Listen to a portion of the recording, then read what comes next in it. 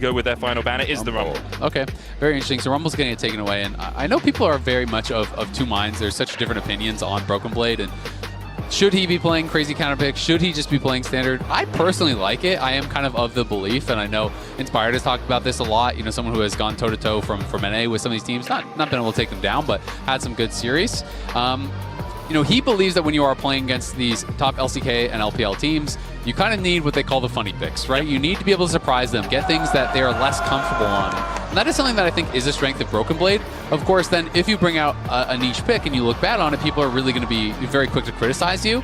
But I do think it is a strength for them. And this Anivia can be a flex. It can be both mid and top. So that is always nice for G2. They now get to see exactly what the lane matchups are going to be.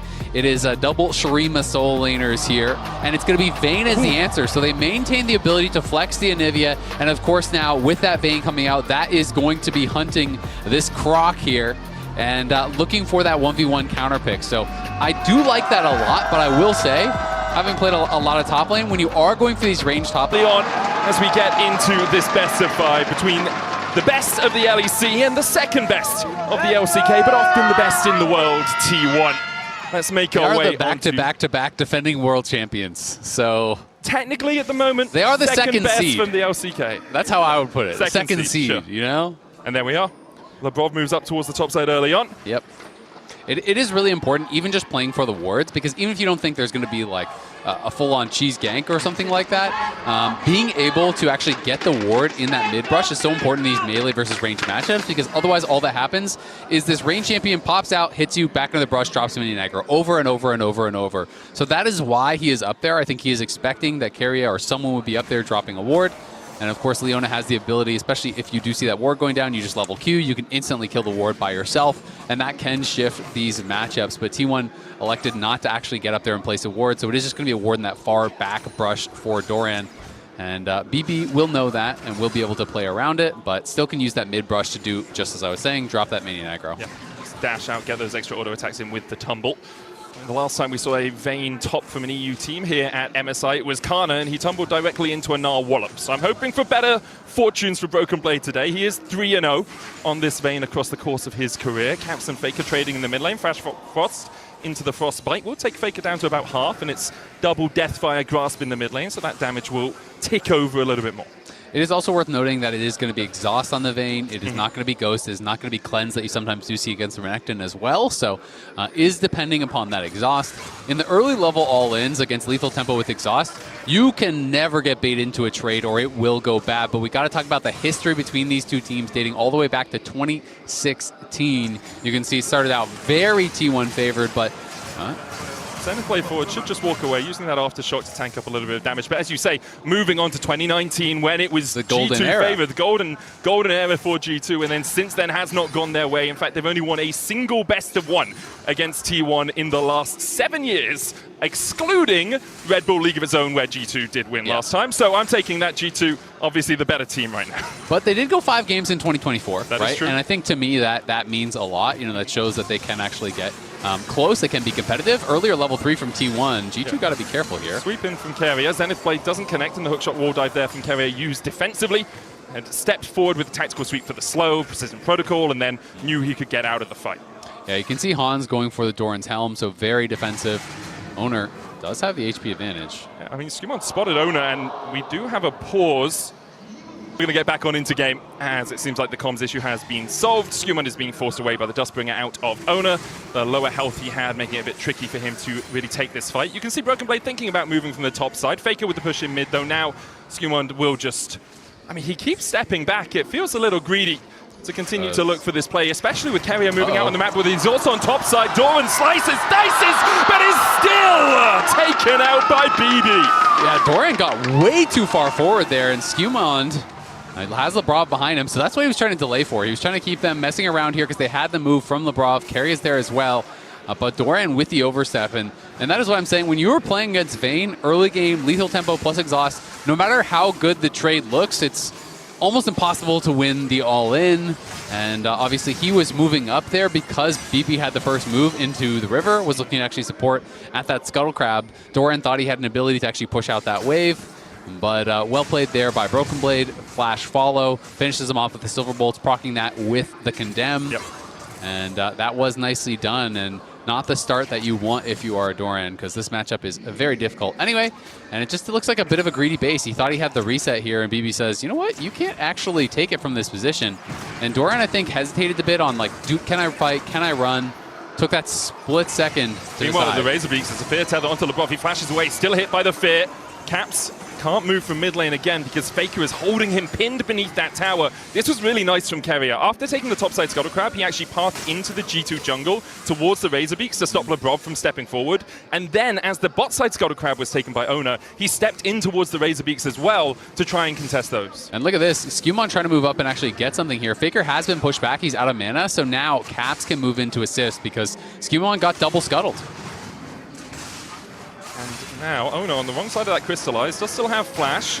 Keria on his way. Faker stayed around. The Razor Beaks almost secured, down to 200 as Caps tries to trade in. Keria across the wall will get one fear tether towards the top side as well as Caps is already down to Faker. LeBron too late. Skewmon has to flash across the wall. Ona flashes for the chase, and G2 are just too damn greedy. T1 punish them for their hubris. It's a horror from G2 here, as Keria has the first move, and yeah, Faker is low on mana, but still able to actually contribute, and you can't win that 1v1 realistically as Jarvan into the Nocturne, so as long as they kept Caps busy, it was always going to be tough, and then Skewmon flashing up, I just don't see a way in which he was going to get out, because he was kind of just flashing straight into Doran anyway, and it's a good couple of kills there for T1 after BB did open the scoring. Faker comes around here, realizes he's going to be able to back him up, and this spell shield coming in, they land the fear on the top side, and Caps had no egg, which I think he must have lost off screen. We didn't actually see that. So Keria comes in, able to easily get that kill, and then Skewmon flashes over the wall. Doran is there, realizes, you know what, I don't want to give it to him. I don't want to give over an additional assist. But Skewmon looking pretty frustrated already. Yeah, he's lost both Scuttle Crabs. I think he lost his Razor Beaks, and he's lost the Razor Beak fight, and then he's lost his life. LeBron too late to join. Petrifying Gaze does not hit onto Caps, as a bird just flaps his way over that snake. And it is, I mean, I think Faker, you know, he's not known for the laning phase, but I do think in general. Oh! Keria looks for Caps, flashes, doesn't get the hookshot wall dive. Faker there with the miasma. LeBron forced to walk away. Paranoia, paranoia! Everyone's out to get you. Caps as Shroud of Darkness comes down onto Ona. Underneath the tower, he takes a couple of shots. Caps with a great Crystallize will lock Ona against the wall. Shield of Daybreak for the stun. Flash Frost for the follow! And Ona is frozen in the enemy jungle while Broken Blade tries to trade with Doran towards this top side. Final hour has been used. Dashes away from the Dominus and won't go for any much further trading. Behind the tower, behind the alcove though, he gets sliced up by Doran. No escape for the Vayne. Yeah, that is tough. That was your one winning lane right there. And now he gets solo killed by Doran. Broken Blade had not spent his money for quite a long time. And Doran comes back with steel caps and says, you haven't based. You're sitting on a lot of gold. After the death, BB combined his two daggers into the upgraded Greaves, bought the Ruby Crystal and the Longsword. So he was sitting on about 1,000 gold this early on, which is almost a totality of combat power that Doran had. Well, rather than Skewmon looking for Ona here, the reaction from Keria, fast, rapid as he tries to get across here in time. The True Shot Barrage will take out the T1 jungler. And this is what G2 can do well. When they get Lebrov and Skewmon on the same page, they can look for these picks, look for these plays. T1, though, still with a 400 gold lead, mostly through Ona and Faker. Yeah, credit, though, to Lebrov. He has been good on the map, moving around really well, and Caps, you know, we didn't really get to talk about it because we went right into that 1v1, but a good job by him. Lebrov covers him, and he gets this well-timed flash over the wall to kind of disjoint this. Keria looks for the E-flash, and a rare misstep, a bit short-changed there from Keria, not able to quite close the distance. They say, Caps is so low, I can just go in and finish him off. But the exhaust mid-air from Lebrov comes through and reduces the damage of the ultimate as it lands. That allows Caps to survive. He flashes over the wall, and they're able to finish him off with the auto attacks. And then this is tough. When you don't have a ward for that further up brush, notice how Doran plays on the edge here. He's basically just holding on to that line, not allowing him to walk in. He had his ward this whole time, waits for the cooldowns to come back off by basically just holding the edge of that brush because you can't win that fight in melee range with Dominus up.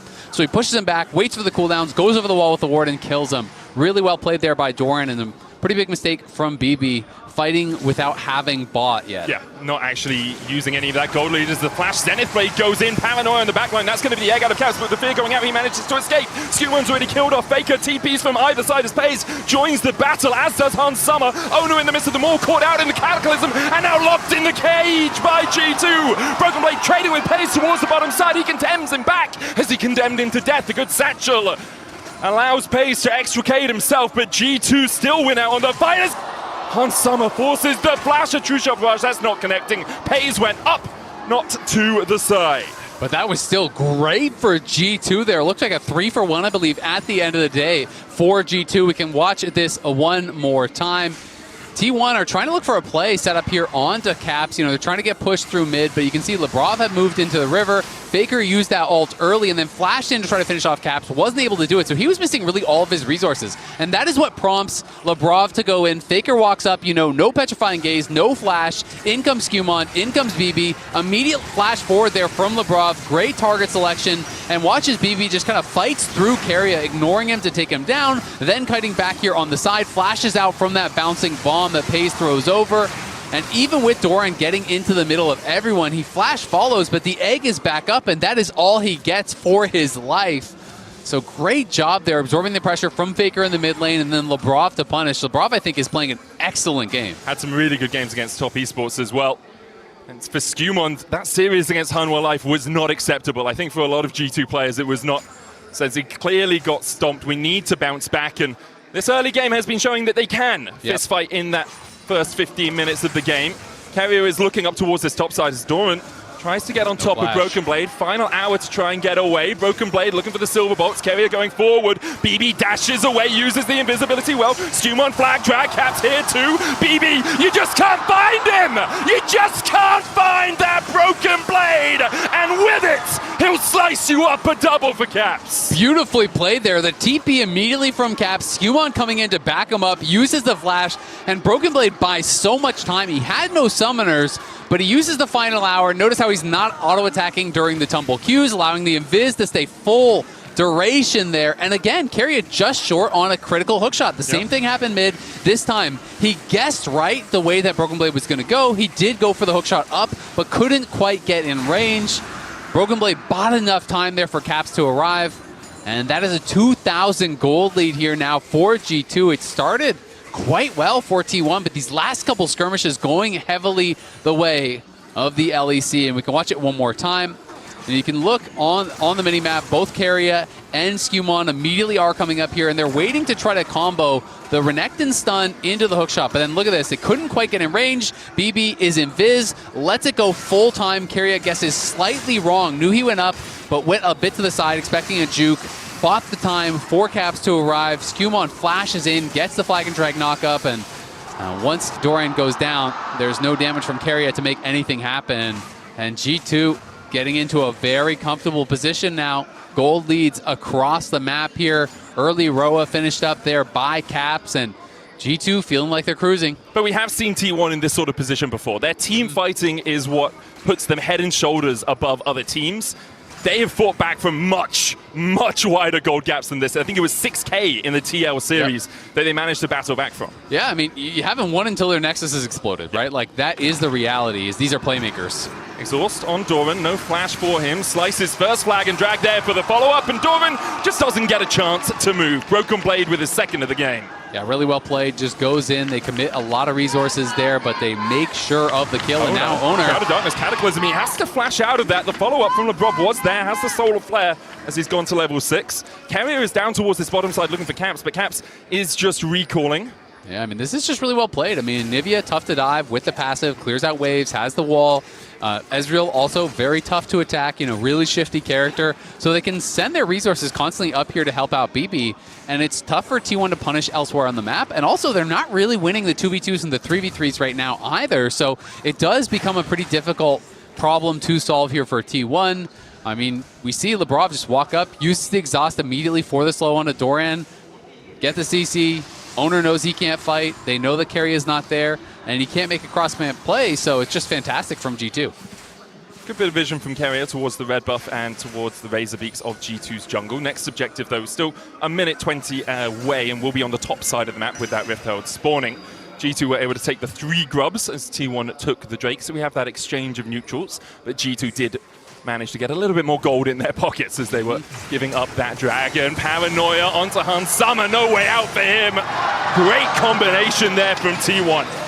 They are going to be able to take him down, but that was not an easy kill. That is flash ult from Carrier, that's ult from Pays, that's Nocturne ult, so that is quite a lot of resources spent to kill him. They are going to get some plates off the back of this, though, as Zig's going to go to work on that tower. So nicely done there by T1.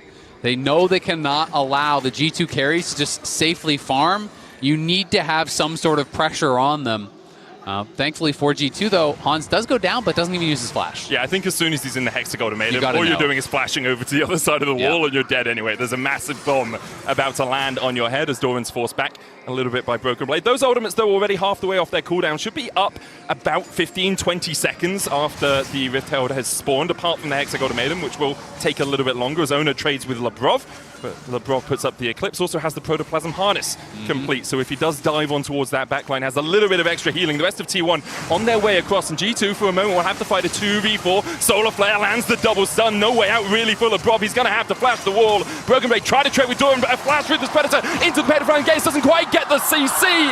BB looking the right way to avoid Medusa's gaze. Yeah, it is a trade of flashes between the top laners there. They get the flash off of Labrov as well, though, as this time T1 bring the extra member. But look at Caps in the bot lane. That is the cost here. So T1, no, we need to get more because we are losing plates down here in this bot side. We are losing minions down here in this bot side, so they are pushing for this neutral. Going to be able to grab the Herald here, I think, uncontested. But no one goes down. Trade of sums. Caps gets gold. So for now, G2 still pretty happy about the play. Yeah, it's still about a 2,000 gold lead for them as the Flash Frost comes out from Caps. Chips away at Doran with the Glacial Storm alongside it. Labrov is looking around that blue buff area, but Doran will be pretty hard to dive, even with his Dominus down. I will say Broken Blade needs to be pretty careful for these next couple of minutes. You know that Nocturne ult is now going to be back up after their earlier play. You know you have no flash, and it will be difficult to find an outplay there. And T1 know it. They're sending 3 members top. Even if they can't kill him, they want to zone him off this turret. But G2 have moved way faster on this bot lane. They're going to be able to get the first tower for sure.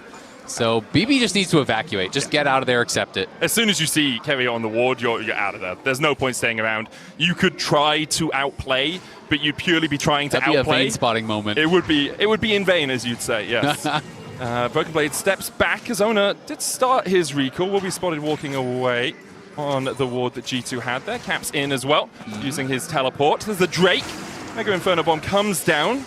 T1 might want to fight this. Caps is just TP'd away, and Broken Blade doesn't have his TP up. Because of that, G2 begin to back away. Carrier looking for the Paranoid. Great Hexa Ultimatum to stop the flag and drag out means that it has to be a flash invested from the G2 jungler. Caps has moved down from top to try and make this a 4v5. I think Labrov CC'd up Owner, though, so he couldn't actually get in range to ult in onto Skewmon because Owner activated the ult, but he never was anywhere to be found. So I have to assume that he was just out of range, was trying to use the X-Tech ultimatum to get there, and I see Labrov had used his ultimate, so my assumption is he stopped him from actually getting in range.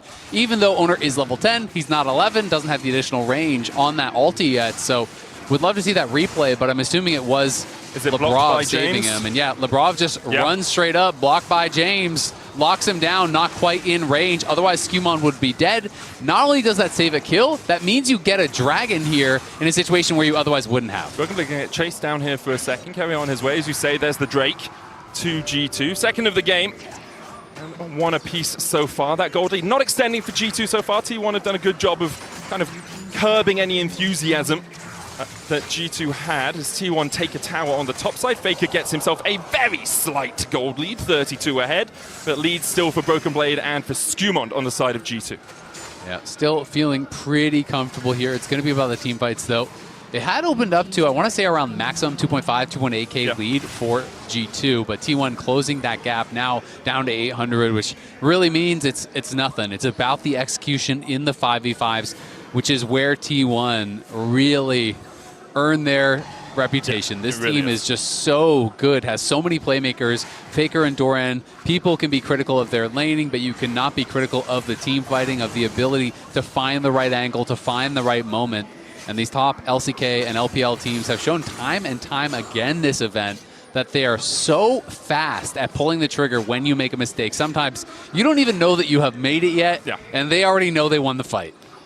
They're so good at that. Also really good at getting the vision control whenever they do have a point of pressure. They get a lot of wards down towards that bottom side, which allows Doran to push up, but also stops Broken Blade from catching the wave any further up. And it means that Labrov then has to spend his time around that red, clearing out vision, putting down a control ward of his own. And now G2 will try and push forward and get a bit of control towards this top side. Caps with a slight gold lead in the Coinbase Gold Grind. As Dominus comes out, there's a Paranoia on its way as well, as Owners looking for this. They need to spot the Vayne. It might just be the Dominus and nothing more.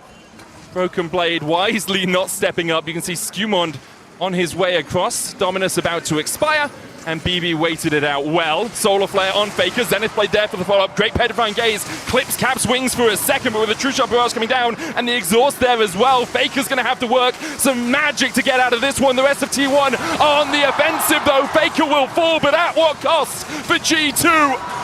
The dive in with the Hexag Ultimatum as Caps is turned into drumsticks. Labrov, no Protoplasm Harness can save you from Pays as the chase continues for T1, and Labrov falls to the bouncing bomb. And G2 fall prey to the Faker global taunt, calls him up to that top lane, buys enough time with his flash and with the Petrifying Gaze, catching Caps in this moment. And the Avengers flood in. Everyone from T1 does arrive up on that top side to help Faker punish G2 for that play. Still, though, it is a lot spent by T1 to get up there, and G2 do get a kill of their own. But it's just all about the delay. You look at the minimap here, you realize everyone is coming very quickly. Look at the time that they are responding. Immediately, you see Carry moving up. Immediately, you see Pays moving up. Immediately, you see TPs coming through from Doran. Double teleport, everyone running. They are there to protect Faker, and he narrowly gets taken down. If he was able to avoid just a tiny bit more damage, Caps had been egged there, so Labrov was really out of damage, and if he lived for another second, it would have been a 2 for 0. Yep. Great reactions overall from T1. Had that deep vision as well with that ward further up in the lane, meaning the double TP from Pays and Doran was easy to execute. The setup around the Baron right now, no surprises, as it's 21 minutes into the game, and T1 do like their quick Barons when they can find them. Yeah, we haven't talked much about Hans because the game hasn't really been about bot lane, but he has picked up 3 kills, right? You know, he got some with True Shot Barrage. He's been kind of lightly involved in some of these skirmishes. Mostly him and Pays have just been kind of farming. But Hans is at quite a strong point in the game, working towards his 3rd item alongside Pays. And he is going to be really important, I feel like, in these fights. Ezreal on 3 items is absolutely a beast, and they are going to need multiple threats here to be able to deal with T1, because they can dive and one-shot someone. The rest of the members of G2 have to then step up. If they one-shot BB or Caps, you got to go big if you're those other carries. BB running up from the bottom side. Faker looks towards top lane to see if he can push out there. There's a couple of pings from T1 on wards that G2 had placed in the top lane bushes. Possible flank positions for a TP. Drake up in 30 seconds, and looks like T1 have XU entered stage left as they look down towards that dragon instead of the Baron. The other thing I really like for G2 in this game is that they are playing double exhaust, and it's not even spellbook exhaust as BB. Broken Blade dodging away from Carrier, who tries to find him with the flash. The blast cone there for him, will use it after the Hexagon made him pull back straight into the waiting arms of Pays, who gets his 3rd of the game. Yeah, Carrier looks for the hookshot flash, does not find it, but it doesn't matter because he finds him with the ultimatum. Solar Flare down onto Faker. Zenith Blade there for the follow-up. A Petrifying Gaze will buy him a couple of seconds, but with the Flash Frost coming in, Faker is no longer on the rift. Paranoia used in response. It's only Owner here, but he's enough, it seems. The chase away from Caps and Labrov with Carrier on his way. A flash from the Shield of Daybreak, but the Frostbite burns him down. G2 able to take a 2 for 1 on the top side. Meanwhile, Doran and Pays stayed bot to get the tier 2. I mean, this is a crazy game. So much action here. Almost a kill a minute. Well, it is a kill a minute now at this point, pretty much. It's 21 kills in 23 minutes here. But Doran is literally hitting the base towers, and no one responding yet here from G2, so they have to back it up and look to play for that. Dragon is on the map here as well. And that ultimate from Pays is actually pretty important because it's going to hurt the tempo even more so from G2, who did overstay a bit on this top side, whereas the solo laners from T1 have already based. They're coming out. Doesn't look like they want to rush in towards Dragon, though. Instead, just playing to get vision around this Baron, so it's not going to amount to too much. And TP coming out from Caps, who does have a 1.5 thousand gold lead. Area in the vicinity, looking to see perhaps if there's a way for him to take down this bird.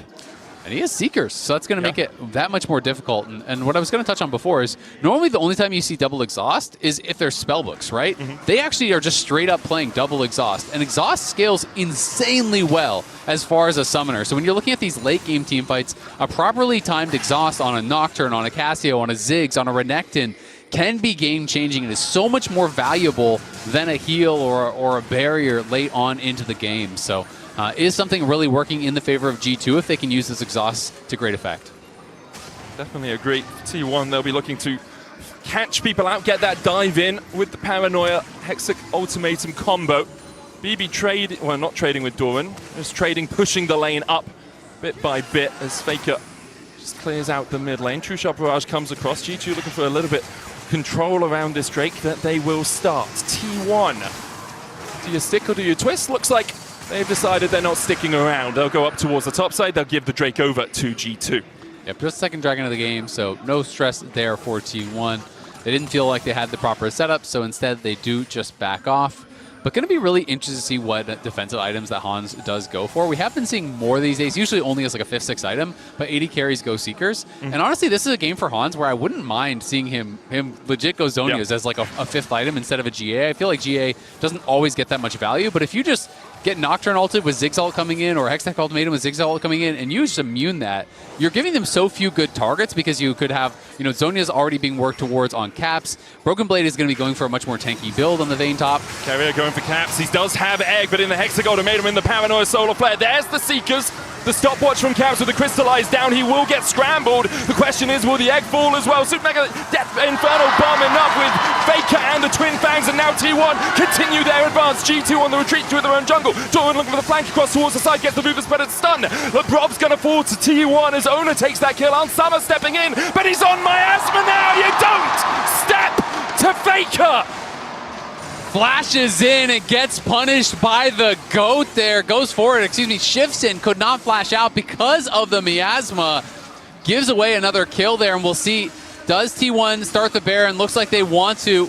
And with the Cassio, it is going to be going down in a hurry here. Skewmont is around, has ult, has no flash, but Paze is going to be there to try to bodyguard. It's up to him and BB. It's G2v4, Doran Rufus Pez, a flash across the wall. Skewmont Cataclysm doesn't come down in time. As with the final hour, maybe the final breaths here for Broken Blade. He'll get the enemy jungler, but it's not going to be enough. T1 know they have the time to take the Baron as G2 lose another 2 and lose the big purple worm. That one really hurts as this fight gave such big rewards over to T1. No hesitation. As they move in here with multiple members, you can see they had 4 members topside. They were hunting for Caps, and as soon as they see him for a split second, instantly Carrier goes in. He just caught a hint that he was there, but G2 is on a reset timer. Look at all the rest of their members. They're just now joining the fight as Caps can't really do anything at all in this one. G2 has to go into a full retreat. They do one-shot Carrier as he goes in, but Doran then steps over the wall. Lebrov goes down, and that was the reaction to the mistake we didn't get to see in the replay, but Hans shifted forward, Faker had the miasma, and then you cannot flash out, you cannot outplay it, you get taken down. And with Hans going down, that really did result in the Baron. If he had stayed alive, maybe with a 3-man contest, you could actually stop them. You have a little bit of poke there as well. With the Vayne and the Jarvan, you don't have enough. You have to really face check into them. As now it's a 3,000 gold lead for T1. They have this Red Bull Baron power play for the next 2 minutes alongside it. A hat for Paze alongside the Void Staff, the Shadow Flame, and the Luden's Echo.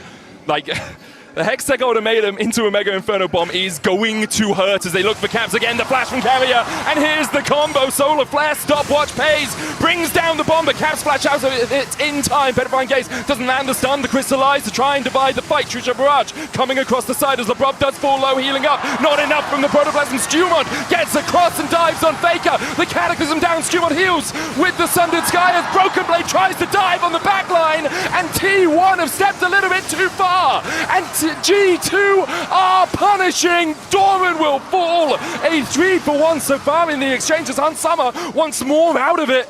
You'd think he'd be a little bit more apprehensive of Arcane shifting forward after how it went last time, but this time no miasma to meet him.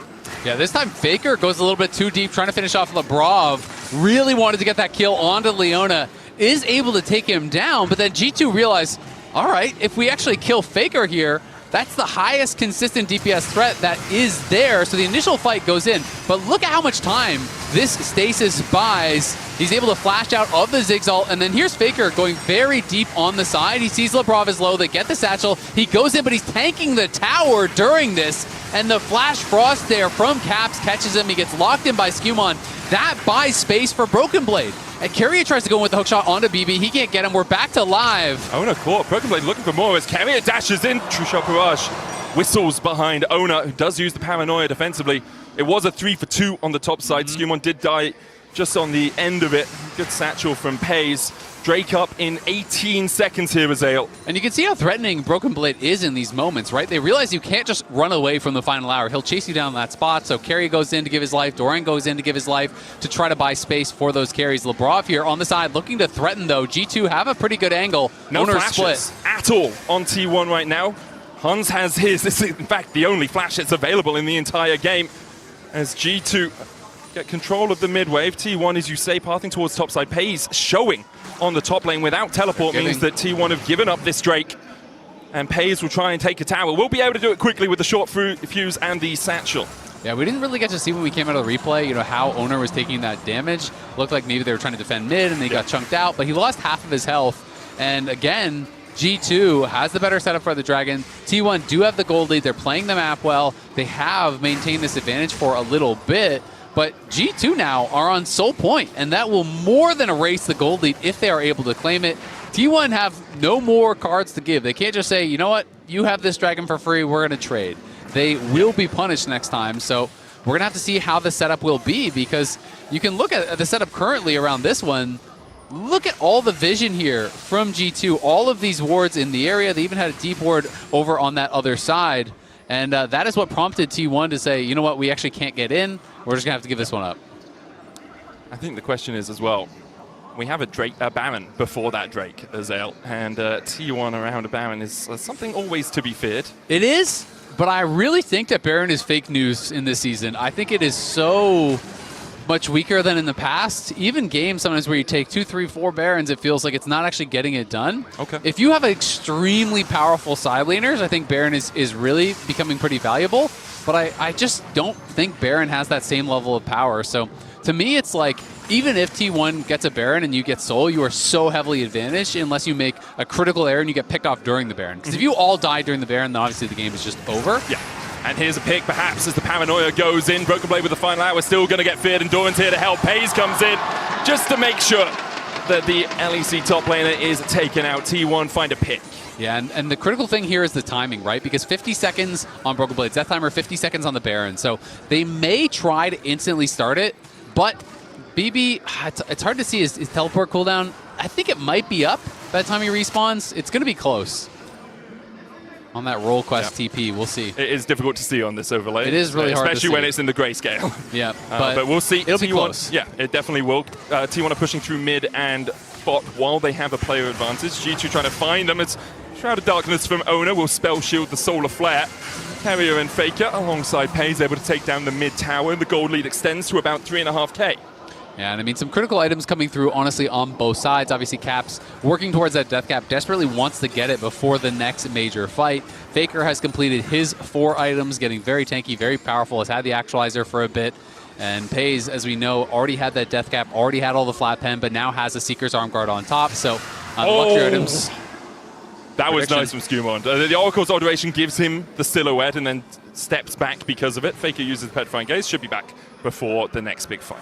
Yeah, but that is well played, unless G2 want to force now, because the Baron is up, right? So if they want to say, you don't get to wait, we're actually just going to start this, of course there is risk with that, and it looks like G2 more want to play for vision here. They want to make sure that T1 don't have any Baron shenanigans going on, but Lebrov is in a little bit of a spooky spot here, but has the team around him.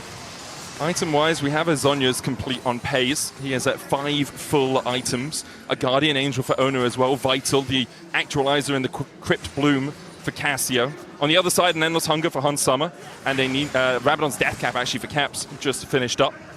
Yeah, and Endless Hunger to me is where Ezreal kind of reaches late game, right? Where you get so much ability haste from this. You essentially have no cooldowns on your Q. You hit a Q, the Q is back up, and if you're on point with that, you really can start to tear through these fights. And Broken Blade really going with the Stormrazor, obviously, has the Hexblade, so he's going to have a ton of move speed between Final Hour, between Stormrazor proc, and is going to be pretty difficult to lock down. But of course, if you make a misstep on Vayne, you're so reliant on the invis, on the mobility. If you get stunned, you can get one shot. He has no QSS. There is no Mikhails on Lebrov, so he's got to be so careful about how he positions. Yeah, he really does. You can see G2 really realizing that their side waves are not in a good spot. They have to back away. There was a moment where I thought T1 might just rush it for the inhib tower, but Caps is back here in time.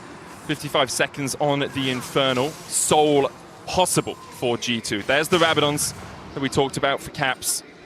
And on its way, another item for Broken Blade. But we're at that point where it does just feel like it's execution more than anything. Absolutely. Yeah, I think we are fully at that point. 2K, yeah, 2K is nice if it results in a completed item. You can see some of those big items, obviously. We've talked about the couple of Zonias that are in the game. The GA is there for Owner. These are the things that matter. But if it does not result in an item completion, the 2K gold, it just means absolutely nothing at this point in the game. And the question is, who is going to execute better in these moments? A lot of squishy targets on both sides. But I do think for T1, it gets harder and harder and harder to find that perfect target. If you full send on Caps, he has Zonias. If you full send on Broken Blade and he gets into the Final Hour and is invis, that can be tough too. Doran looking for a flank. We'll feel the pain of the storm from Caps. Solar Flare doesn't land the slow, and because of that, G2 will not fight any further. Infernal Drake begun by T1. You feel G2 are just saying, okay, we'll play for Baron. We'll pull you over here. Infernal Drake stopped by T1 as G2 start up the Baron, and this is it.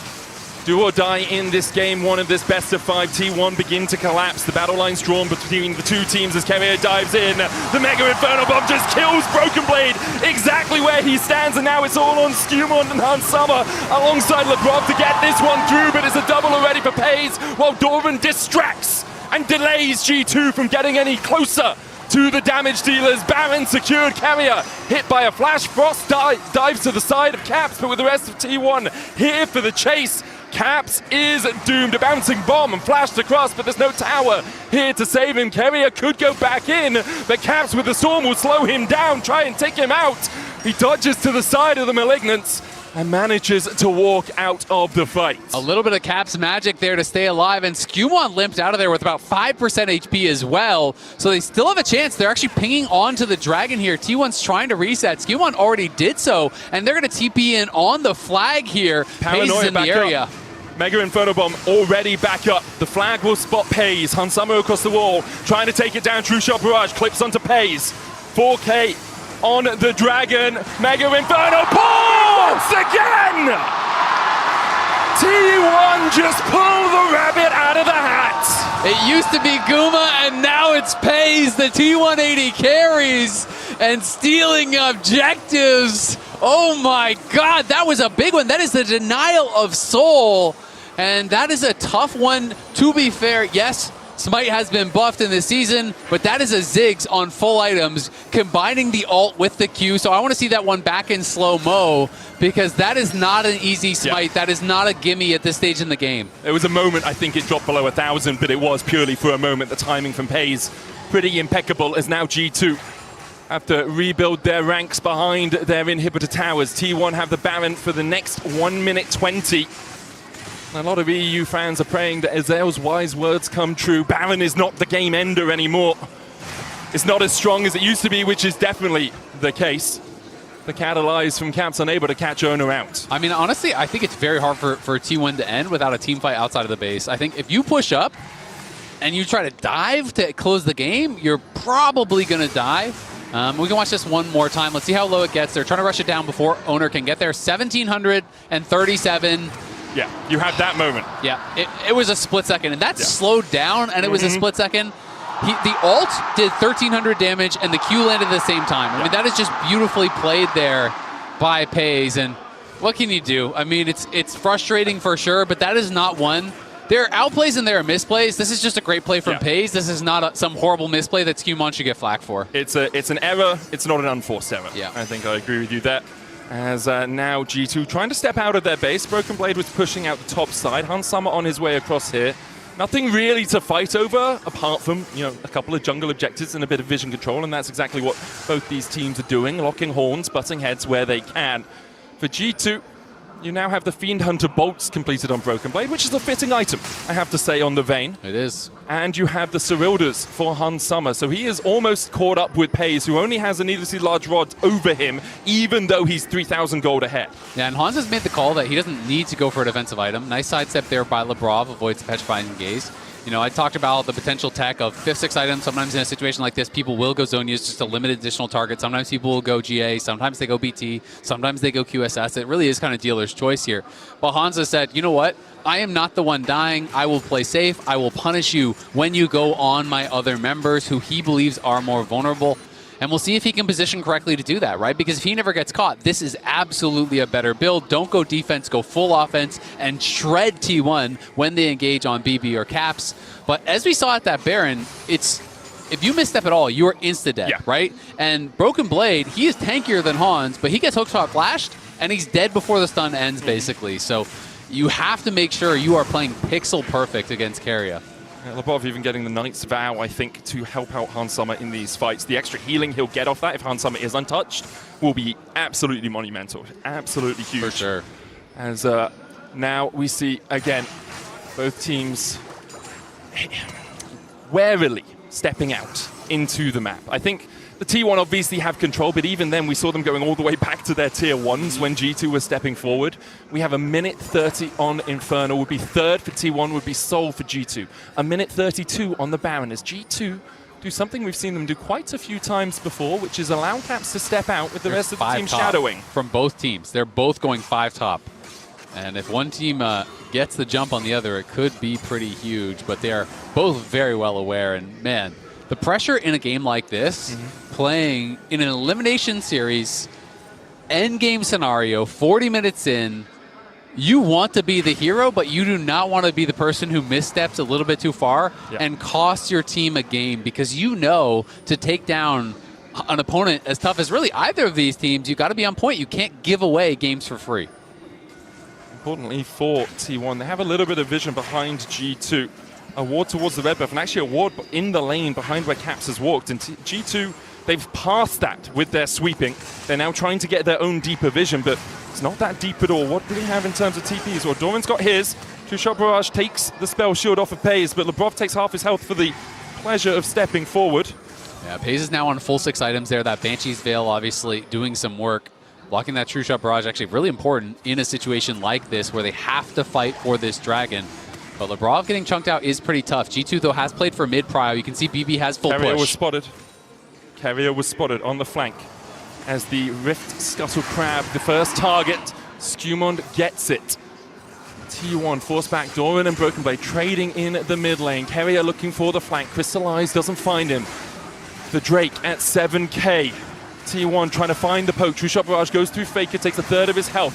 BB the first to move here, but Doran TP's behind on that ward we previously mentioned. Paranoia out the smite, 90 HP taken by Ona. And now the fight perhaps for T1 as the Paranoia goes in. The Mega Inferno Bomb doesn't collect anyone as Labrov is taken out first. Ona with the GA. Caps trying to walk away. Flashes the wall. Doran condemned to death. Broken Blade trying to get out with the final hour. The flag and drag in as Hans Summer kills Ona. Faker falling low, as is Carrier and G2 still have 4 alive. And they want to make sure T1 don't walk out of this without another scratch, without another skirmish. Faker almost down, flag and drag out from Skewmon. The TP back in from Broken Blade as he wants to chase out Faker and Pays. They got to try to get out of there, but G2 don't want to let them base here. This is not going to be an easy way to get out. BB, a final hour, gets onto Pays, locks him against the wall and takes him down. Faker will escape. Faker will survive, and G2 only will get the Baron out of it. The Drake secured by T1. And some big outplays on the side of G2. Caps was just dancing back and forth in his own ultimate, and Doran tried to get in range to actually stun him, and he just gets slowed so massively that he couldn't actually close the gap. Then Doran tried to flash in and get spaced completely. T1, the start of this is great. You can see they're going to TP in on the backside. They turn out the lights, make it very difficult on the contest. It went down to 90, but then watch up here. Look at Caps. Instead of running, he kites back into his ult, so the slow lands on Doran, and then Doran flashes, Hans shifts away, BB contends him, he can do nothing. Then, next up, Faker. BB had the sidestep on the ultimate there. He avoids it. Both the solo laners from T1 accomplish nothing with their flash forward, and Pace was not able to hit the skill shots in this one. G2 were just sliding around that fight, dodging so many skill shots. One or two more bombs hit, and everyone on G2 could have been dead, but it just felt like Pace could not hit anything. G2 played it out really well. It's game one as well. It's game one of the longest. Lock in, buddy. This is the longest game in MSI so far, as Ona's Cork jumps in with the paranoia onto Skumond, and he does have Faker as backup, but that's the ultimate down. And that was an ultimate not used offensively, that was used defensively. He's ulting away from the other G2 members towards Skumond to get out. And we'll see, Pace just working to wave clear here. G2 on soul point as our T1 in this Baron doing some work. And there's the Seekers for Hans that we talked about so far ago. I really do think it's smart, especially with no flash being available here for Hans. Makes it so much harder. Fine gaze onto Lebrov, looking for the CC, can't land, it just gets the slow. G2 pushing in mid, Doran going to be answered by Hans Summer, and a couple of pings come out on him immediately as it's like, who? Why is the AD carry down here? Because Broken Blade can continue to push in on the bottom side. And Hans has TP, so that's why he's answering right now. There's no TP on Broken Blade, so Hans answers with his teleport, so they can't get the extra man. Doran is trying to sneak in behind him, but G2 are pushing with this Baron. Goes in with the slice with the dice, gets the Ruthless Predator, looking for the stun as Hans Summer just absolutely eviscerates him! Turned into shoes is the Croc! As G2 find a solo kill on the top side. I mean, Hans made that look so easy. I never even saw the stun come out. Nor did I. I was so sure it was going to happen. Yeah, I'm not sure what happened there with Doran. Something definitely strange going on there. But now they're going to TP in. It's 45 seconds here on Doran. They've already lost 2 inhibs. And T1 need to hold on. Only 30 seconds left on that Baron buff of them. Maybe they can wave clear, but G2 want to end game 1 right here, right now. T1, everyone on the defense. The Nexus Tower is the first target for G2 as the Miasma goes down and Caps chases Ona out. Caps has that X. First Nexus Tower fallen. G2 looking to raise at the base of T1 and raise the flag for EU as the dive comes in. But the dive comes in for T1. G2 defeats T1 in game 1. They take them out in the team fight.